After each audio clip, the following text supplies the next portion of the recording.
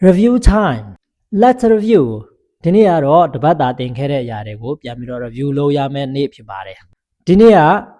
14ရက်မြောက်နေ့ဖြစ်ပါတယ်ဒီတပတ်ရဲ့ပထမဆုံးတင်တဲ့အရာဒီ how much is this ဆိုတဲ့ဈေးအမေးဖြစ်ပါတယ်ဒုတိယရက်ကျတော့ go shopping ဘယ်လိုသုံးတယ်လဲ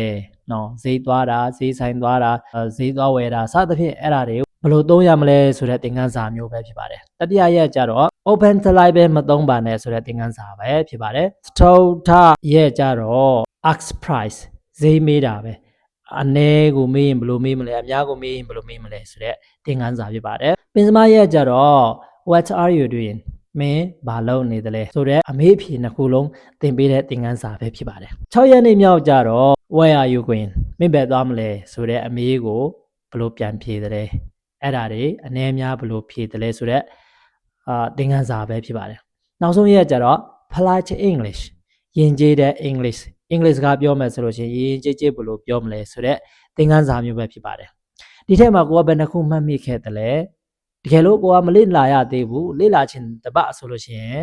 တပတ်တာသင်ခဲ့တဲ့အရာတွေကိုပြန်ပြီးတော့မှလေ့လာလို့ရပါတယ်အားလုံးမင်္ဂလာပေါင်းနဲ့ပြည့်စုံပါစေ Have a happy life